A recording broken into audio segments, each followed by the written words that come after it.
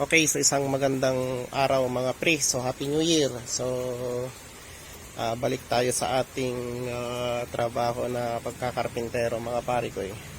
So for today's video, papaano ba namin sinasharpen yung mga ano namin, mga circular saw namin. So carbide po ito mga pre. So hindi ako gumagamit ng dihasa, puro pero inaasa pa rin to mga pre, kasi yung dihasa madali siyang pumurol. So naka-stock lang yung mga ganito ko.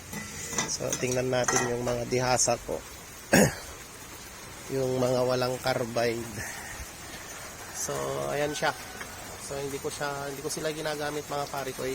So yan yung mga ginagamit ko, yung carbide talaga. Ayan. Ang kagandahan kasi dito sa carbide mga pare ko ay matagal tayong maghasa. So marami na yung nagagawa niya bago tayo maghasa. Ayan. So paano ba namin hinahasa ito? Kasi yung mga hindi nakakaalam mga pre, hindi po ito pwedeng hasain sa grinding stone. Meron po talagang itong hasaan talaga mga pare ko, itong ganito na diamond ang tawag dito. Ayan. So eto, binili ko siya sa Shopee. So napakamura lang po yan mga pre. Nasa more or less nasa 600 lang po yan ang bili ko. At matagal na yan, may isang taon ko nang ginagamit po yan mga pre. Ang diskarte ko kasi sa paghahasa, basta pumurol ng konti, hasahin na natin. Huwag nating hayaan na yung hindi nakakain yung blade natin mga pre, mahihirapan po tayo sa paghasa. Ayan. So ito, hinasa ko na to mga pare ko. Ang hahasain lang po dito ay yung ito yung makikita. Ayan, ito lang. Dito lang banda, dito sa harap niya mga pare ko. Harap niya lang ang hahasain. Wala nang hahasain iba. Huwag nyo hasain yung gilid. Huwag nyo hasain yung tuktok mga pre. Kasi kapag kinasa natin yung tuktok, bababa yung kain natin. Kain ng ating blade mga pare ko. So ganito lang. Okay, so at least ganyan siya. Ayan, ilagay natin dito sa shafting yung ating yung ating hasaan. And then syempre ikutin natin yan. Okay, paikutin natin. Ayan. So, ganito lang mga pre, Ayan. Ganyan lang mga pare ko,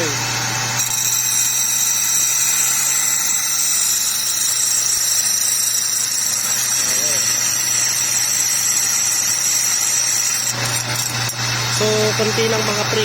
Konti-konti lang.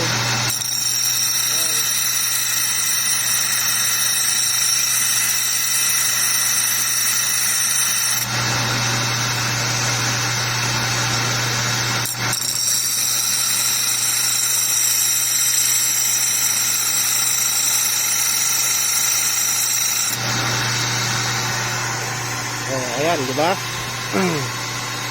Okay, so ganyan lang ang paghahasa namin mga pare ko. So ayan, nahasa na yan lahat mga pare ko. So napakatalim na ulit yan.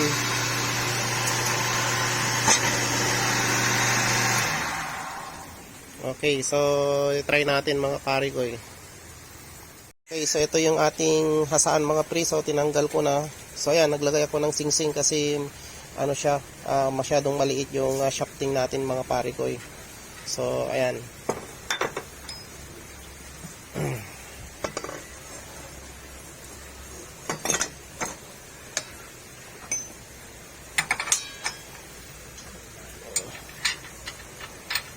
Okay, so try natin.